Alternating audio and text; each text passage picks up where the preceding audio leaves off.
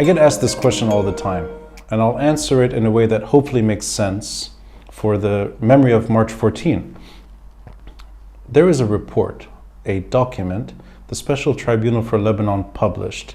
There is a political explanation for why Hezbollah was involved in the assassination of Rafiq Hariri. Also, the attempted and successful assassinations from 2004 until 2005. I rely heavily on that report. That's because that's the only report I can think of that actually determined the criminals behind a political assassination and a political camp my father belonged to. I count on that report more than any attempt in this country to even begin an investigation into any political opponent to Hezbollah. That includes my father. Well, I looked at that question and then I thought, I don't know if there's any magic wand or three-step trajectory to resolve one of the worst crises in modern history. I'll maybe explain it in a different way. I think the story of reform is married to March 14, even though too many opponents of March 14 pretend otherwise. And some of these opponents emerge and they pretend to be revolutionary. Some of them, I think, are mediocre analysts, and they pretend to be October 17. I don't think that's true either. I would look at it as in the story of reform begins with sovereignty. The story of reform begins with independence. And the story of reform begins with implementing Ta'if. I don't think we're there. 34 years after the civil war's end, 19 years after March 14. The basic starting point, we haven't gotten there. That's what March 14 was about. I think once you start there, you can actually experiment with better governance. And the story of reform, to me, also requires a reflection of reality. And the reason I said Ta'if is because basic things, like sectarian reform, the Senate, they're in Ta'if. Basic things like monopoly of violence, something so foundational to a country. That's the aspiration of March 14. That's why all of us were screaming and shouting to get the Syrian army out. Independence. We haven't had what feels like independence for over 5 decades. Independence 2005, I remember that on the streets of Beirut. I think the starting point for reform begins there. It doesn't begin, in my opinion, with populism. It doesn't begin with anti-establishment convenient voices. It doesn't begin with the most repugnant pro-Hezbollah voices today that would rather see Lebanon a battlefield than a stable, functioning country. Roughly 20-25% of the country showed up together on one day to get the Syrian occupation over and done with, and a proper investigation into a huge truck bombing a month earlier that killed Rafiq Hariri, also killed a friend of mine, Bassel Fleihan, killed him later. That kind of ending to a story. In my opinion, March 14 is not about Rafiq Hariri. It's about someone like Bassel Fleihan, who allies himself with a movement and is collateral damage. And he dies from burns in April. That to me is March 14. It's also someone else. It's someone I used to celebrate all the time on a walking tour I used to give. It's somebody like Samir Asir, or a leftist like George Hawi, or a nationalist in Nahar, Gibran Twaini. These people to me are March 14. They're thinkers. And they come from different cloths. They're not all on the same page always. And I think that's good. You want a coalition. To me, March 14 reflected reality. These are Lebanese parties and Lebanese communities that began to see common cause. I'm not a big fan of discrimination based on community or culture. I don't care if it's 10,000 Shia or 500,000 Shia. The point is, Lebanese stood side by side. One community, I think, is probably paying the biggest price today because of that group's hijacking of what is still referred to a degree as March 8. the pro-Syrian camp that largely became pro-Iran and pro-Hezbollah. I don't blame people. I don't blame people for voting the way they do, and I don't blame people for not showing up to protest. So 25% or 20% may not be that big, but it's big enough to point in the right direction. That to me is March 14. It's showing you a path forward. Not everything can be solved on day one. 20 years later or 19 years later, everything that was spoken about on the streets of Beirut post March 14, everything that was determined in politics post March 14, every attempt at finding common cause through governance, not through war, through peace, post March 14, was eliminated by Hezbollah. To think contrary is to avoid history, it's to neglect history. Hezbollah ended majority rule in 2008. Hezbollah created the July war. It's not the March 14 government that looked for that war. Hezbollah is a reason why we have national unity until today, forced national unity. Hezbollah is the reason why there's a parallel telecom network and an airport that's hijacked. Hezbollah is the reason the Syrian regime is still in Syria, and Hezbollah is the reason it survived. Hezbollah is also the reason why this apartment here is put back together quickly, post August 4, 2020. Hezbollah is the reason we don't have a thorough investigation. Hezbollah is the reason why another thinker was killed long after that string of assassinations, which ended with my father in 2013. That's why we know Luqman's name. It's because he's dead. Hezbollah is the reason why we live in a crippled, failed state. March 14 and October 17 and anyone trying to do the right thing come crashing into that wall collectively. To blame Rafiq Hariri for everything is foolish. To blame Samir Jaja for everything is stupid. And to blame March 14 for self-defeat, for compromising over and over, ignores the reasons why these people chose bad decisions. It's by force and by violence. That to me is the story.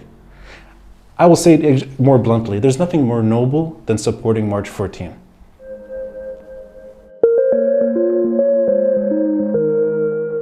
Yes, absolutely, because they're not revolutions to begin with. These are aspirations.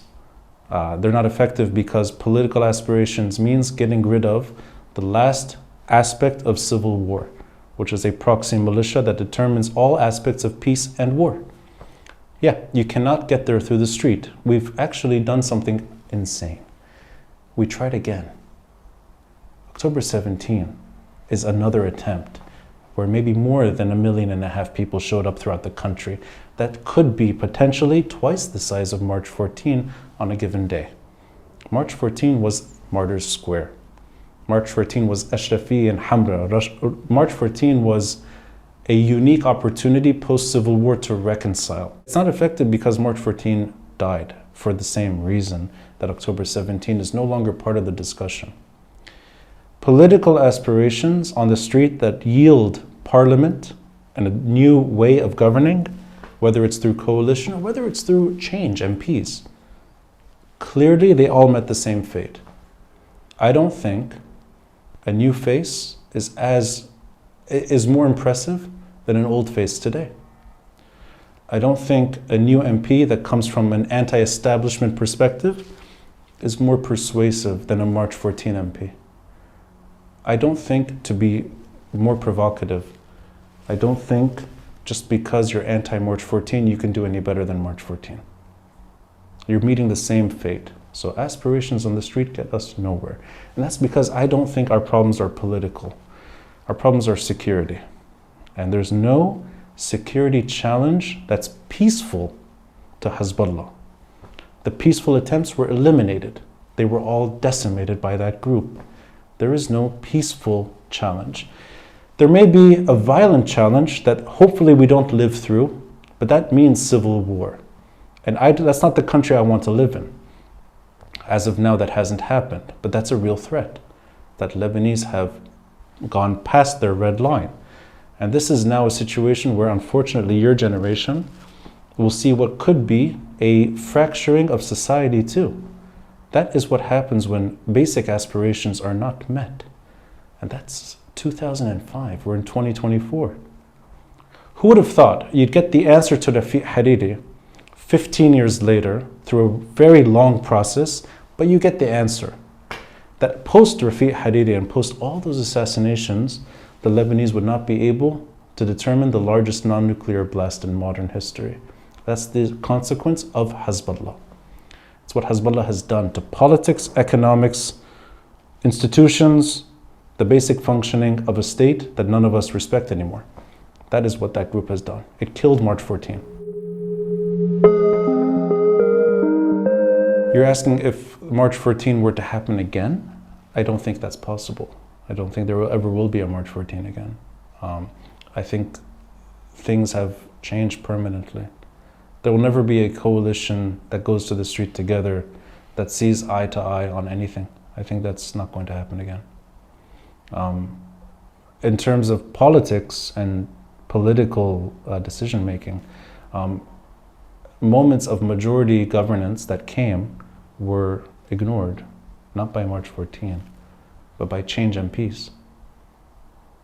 They chose a path which is anti-March 14, anti-March 8. I think that political calculation also failed. I don't see them succeeding. And that, I think, is the story. You can't imagine a sizable majority winning again through elections or through protest. I think on the other end of the spectrum, you're going to see extremism. And the extremism discourse is not just Hezbollah. That's a violent version of it, and that's a well-funded one. Extremism comes in places you don't want it. It can come in Jaytewe. It can come in Bsharri. It can come sometimes on Twitter and resonate. And it could be the reaction, which is, I think, uncontrollable. That, to me, is where politics has moved. That's the ugliest ending to what could have been Lebanon's last chance. You guys, I'm going to guess, were alive in March 14, 2005, but just barely. Yeah, I was older than you in March 14, 2005. We thought of that as the last chance. So now we have fully grown men who run a media platform reflecting on a movement that I think was Lebanon's last chance. So I don't see a good future or a repetition possible. I see, unfortunately, the end of the story.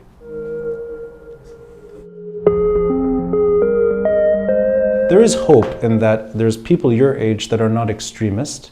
You don't drink Kool-Aid. So I'm going to take a wild guess. Naqd, I don't think, believes that Hezbollah defends Lebanon. Although that could be the average viewpoint now of your generation.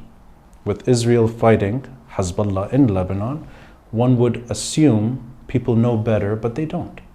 There is an appetite to defend Hezbollah once more. And I think that's the average voice today on social media. I don't associate you with that crowd, which means you've thought through the problem enough, which means also you probably grew up in an environment that was not anti-March 14. So long as there's those voices around, maybe the narrative can be won. Not the battle. Maybe the battle is hopeless. But the narrative is important because that's the legacy people will look back on and remember that, oh, well, there was a different version of history that could be closer to the truth. And hopefully, well past my lifetime and maybe towards the end of your life, you'll use that to your advantage. But as long as Hezbollah is the way it exists in this country, I wouldn't bet on a better future. That's the story of March 14.